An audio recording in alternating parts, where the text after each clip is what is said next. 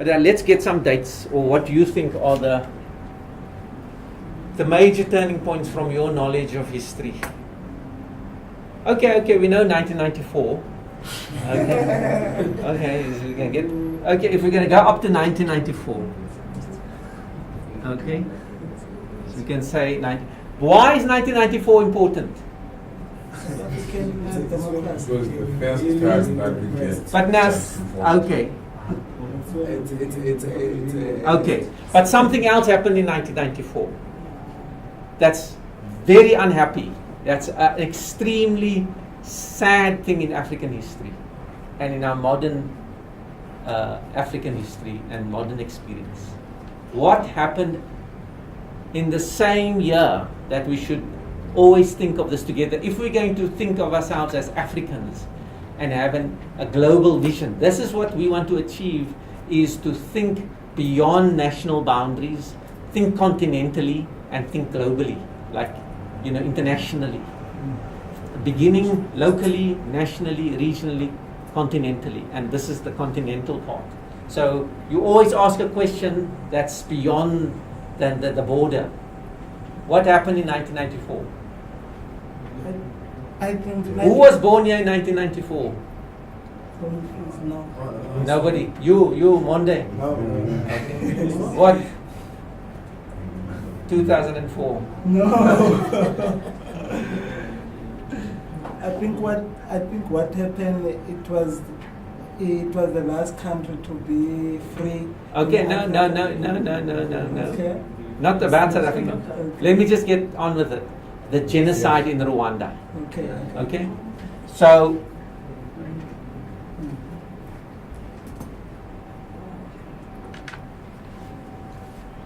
okay?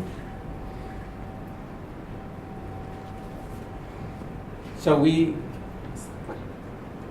you know what happened in Rwanda? The Hutus, the conflict there between, historic conflict, which we won't go into, between Hutus and Tutsis, and the whipping up of racism and xenophobia and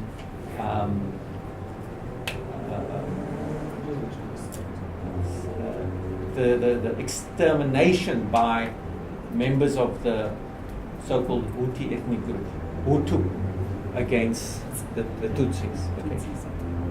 Which has historical explanations that we won't go into. Any a genocide, more than a massacre. So Tutsis are those who are rich and no, they yeah, it wasn't as simple as that. Yes.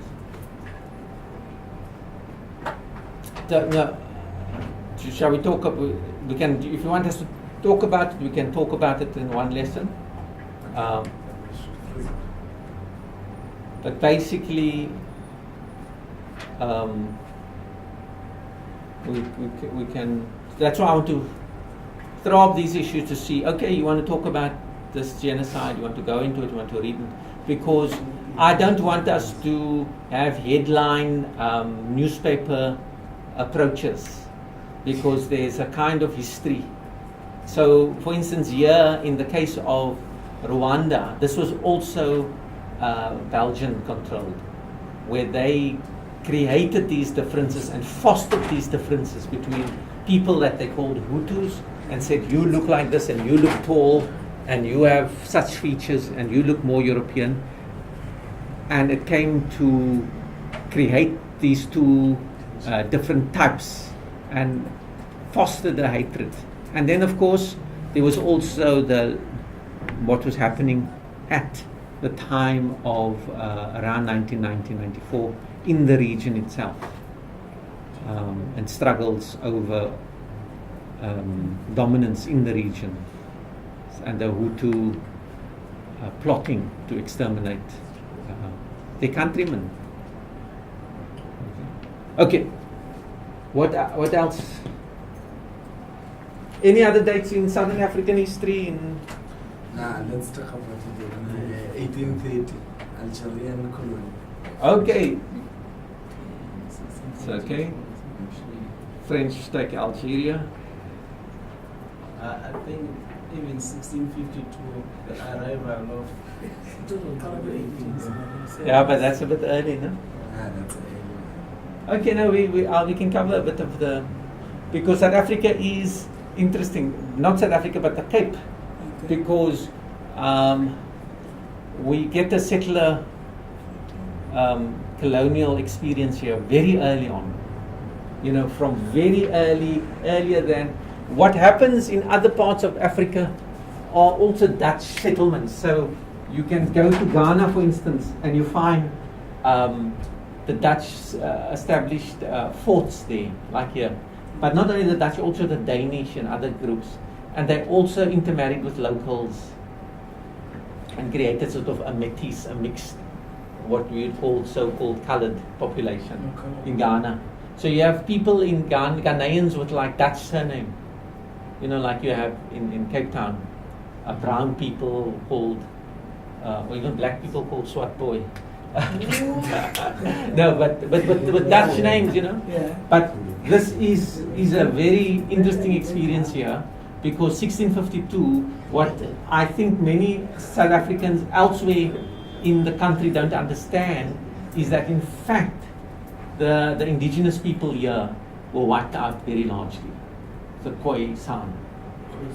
You see? This was in fact in the interior of the country, those kingdoms were still independent. The Tswana and the Zulu and so on. It was that only falls to colonialism much later. But in this area from 1652, 1752, there's massive extermination. Some historians even talk of genocide, of a complete wiping out of a people, of peoples here. So it's a very tragic story, which we know, of course. And that settlement is established there, but you find few of it in the rest of the continent, such settlements. The settlement of Vasco da Gama. That was before that. Okay. It's 1490s, yeah, 1490s. 1495. Yeah. Look, we can start really. When do we see the world becoming a world? Is around 1500. When around 1514, after Columbus takes off here, 1492. Okay, Columbus goes from Spain, and he goes and he hits the America. He hits what becomes the Americas. Okay, then from there they come around here, the Cape, and in the 1500s also they conquer territories here, like the Philippines. And we talk of that 1500, around 1500, where then this global system is coming into being, because this movement, you know, you could go from, it takes a long time and you must probably die, you know, from Spain or Portugal to the Americas to the East, and speak Portuguese or speak Spanish, especially Spanish. Now, of course, when Columbus left Spain, they were trying to find the route to the East. They didn't mean to discover land here. They didn't know this existed. So they wanted to find the route to India, the sea route to India. And then they fell upon this. And then, of course, these people suffered tremendously in terms of the extermination of the Indian people. And probably why they called them Indians is because they expected to find Indians, or because they were on their way there. So American Indians. Okay. You see what I'm. So, but of course they don't call themselves. They call themselves the Mohawk and the Apache and all these other names that they have for themselves. But these peoples were exterminated virtually, and by the late 19th century, they went to live on the reserves, Indian reserves. But it's a story that is comparable with what happened in the Cape with the Khoisan people.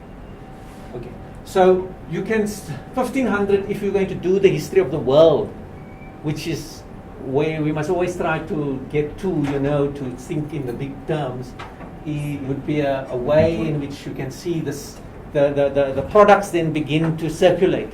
So before that, what we know now from that period onwards, from these voyages, and the settlement of these territories, the settlement of the Americas, the need for labor.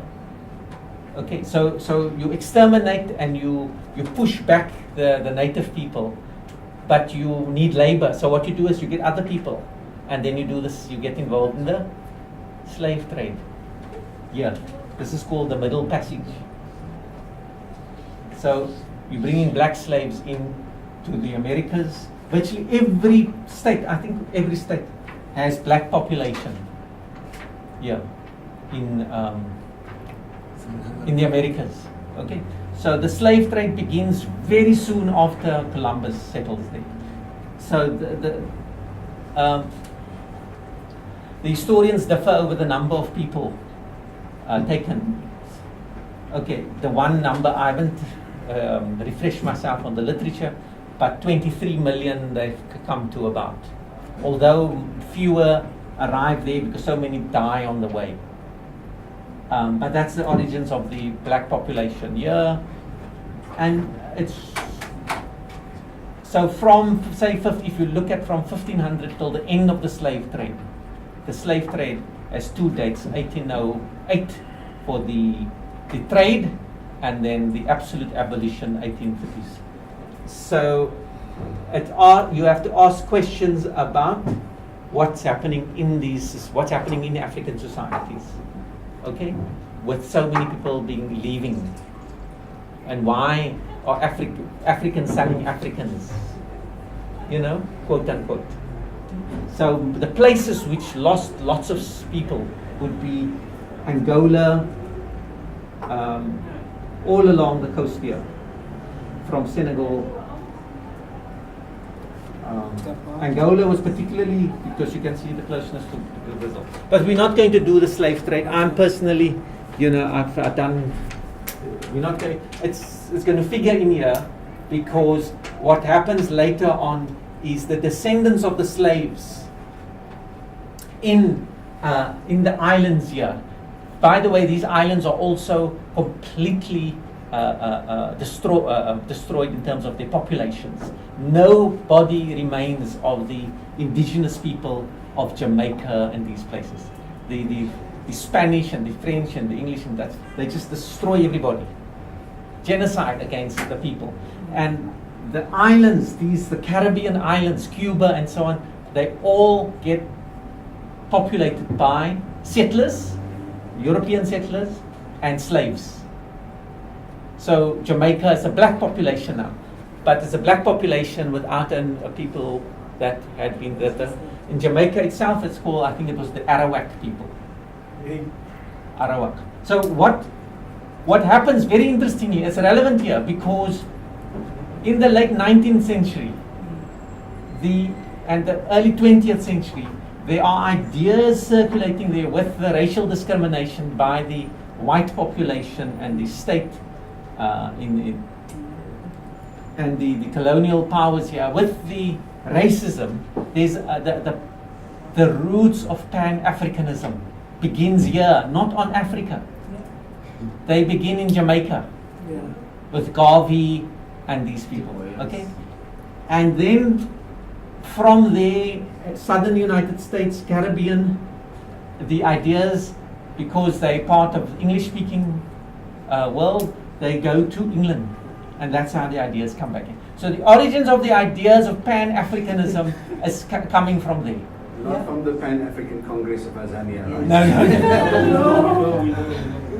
Okay, so there's the man who's behind this. He wants to repatriate. His name is Marcus Garvey. He's a Yeah. fascinating guy. Yeah. Really interesting. Marcus Garvey, I went to his graveyard and to his home and in Jamaica, and he's very, very interesting. He organizes a movement to repatriate the blacks, the Africans, to bring them back. And the one place where this had begun already was Liberia. Liberia coming from the word liberty. So Liberia is a place where freed American slaves go and settle there. Liberia is a country, and it creates problems because they then see themselves as different to the people who, the people that, because many of these slaves hadn't come from Liberia originally, and they were thought of themselves as cultivated white people and so on. So that's a very interesting story, that the freed slaves who went back to Liberia. Okay, so Liberia is a country that wasn't formally colonized except by these freed slaves. But this idea that we can look at history in terms of our borders, get rid of that idea. We must look at the world, okay? Because look at how these ideas float around. And it's long before the cell phone and before Twitter and Facebook and all those things. These Marcus Garvey and them wrote letters and used telegrams. People communicated, and people on the African continent used their feet and the camel and the donkey to get around. So don't think that this idea of the globe is a new idea that we grew up with. It's an idea that's much older. And so you must go and look at old newspapers. We must go maybe to the library and just look at how people in Cape Town were reading and finding out news about Jamaica and about America and about Palestine and so on and so forth. Okay. So there's a long history of consciousness about the world. And we must get that consciousness, and these ideas of these lines here, they're important because you have to fight local battles and pressurize your own government, things that you guys do very well. But it goes beyond. Okay.